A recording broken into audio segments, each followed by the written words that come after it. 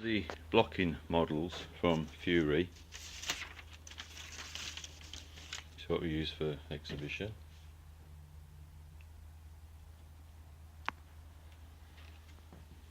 This is the actual model that was built by the production company to pan out the shots. This is the track for the camera, and the little red dots indicate where the German officer rides his horse, and Mr. Brad Pitt, probably here, is waiting to jump and knife the SS officer.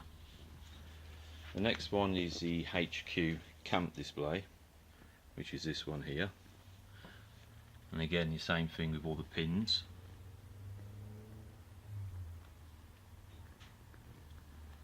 And this is a battalion base camp blocking model. This is a 1 in 256 scale. I haven't made this. This is the actual Fury production crew that's made this.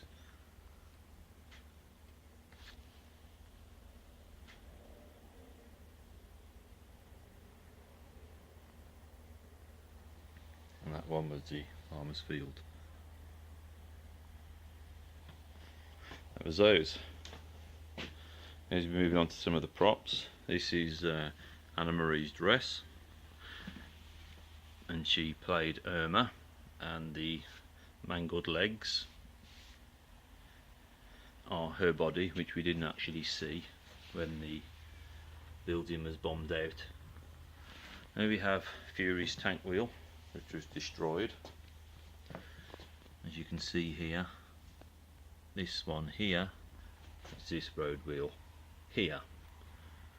On the back of Fury's tank is a black barrel, which is this one, which has been screen matched, and this is the tank wheel here, as you can see on Fury's tank.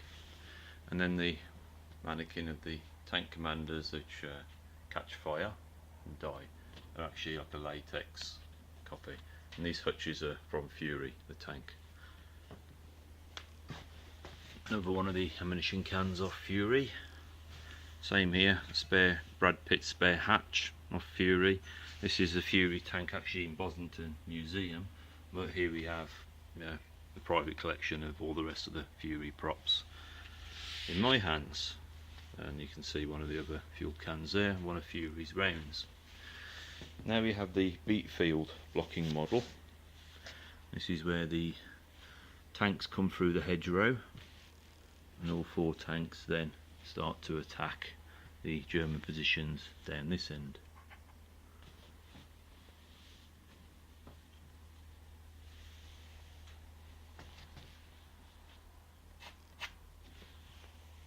And that's the beat field blocking model.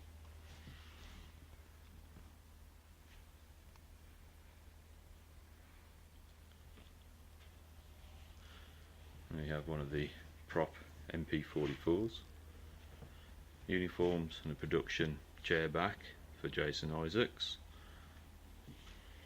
Here we have mannequins that I've put in representing the headquarters company, all wearing the original Fury tank jackets, I believe for the 30th.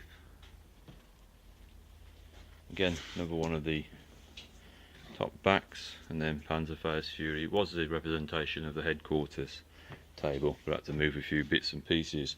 I've had to move Captain John Miller's grave marker from Saving Private Ryan out of the way as we're just packing the display down.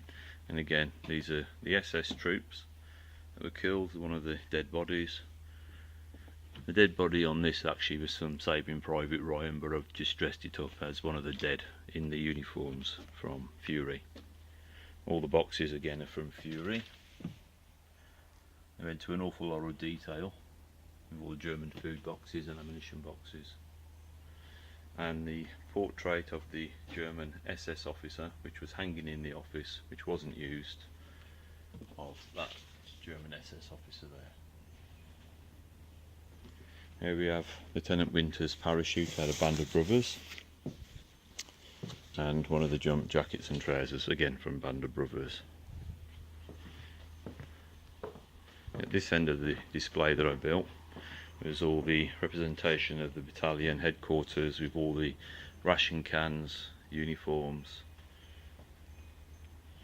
and parts of the ammo stores.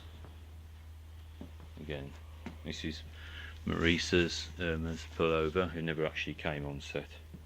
Chair back, and as you can see here from the boxes in this picture is the boxes in the back from headquarters. That's Sergeant Binowski, and that's his uniform there, and his jacket.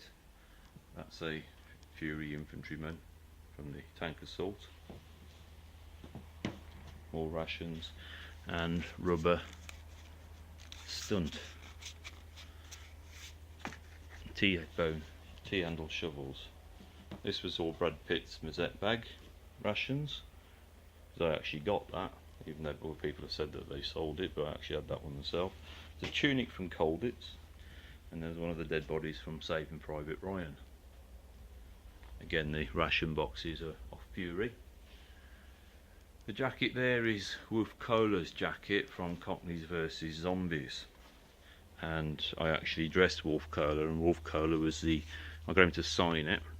Well, he was a German officer in the General in Band of Brothers, and when I dressed him up for the film Cockneys vs Zombies, it was the very opening beginning scene. I had a part in that myself, and it got cut down to 13 frames, but there you go. Well, he was also the German officer in Indiana Jones whose face melts.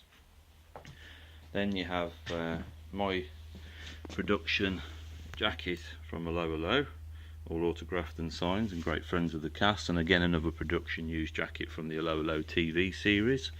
I've had this one signed with Carol Ashby, Francesca, Sue Hodge, Richard Gibson, Arthur Bostrom, Kirsten Cook, Guy Siner, Kim Hartman, who played Helga, Vicky Michelle, and a couple of the other cast that have long gone.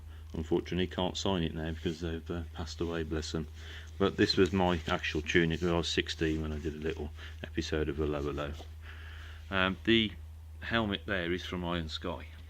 You may not have heard of Iron Sky, but Iron Sky was a cult film, and the reason why I included it in this display is because it was the Nazis on the Moon by director Timo Venasuro.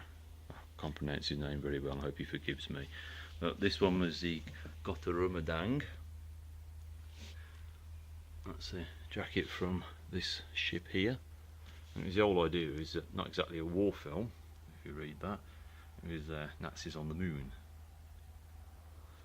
And then this is one of the German moon guards that comes out. All they had different was a gas mask, and they shot Ben Siemens, who was played Sanders, in the head and killed him, and that's his stunt helmet.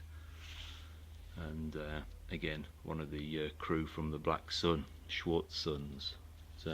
So that was my display at the Wartime in the Vale show at Evesham.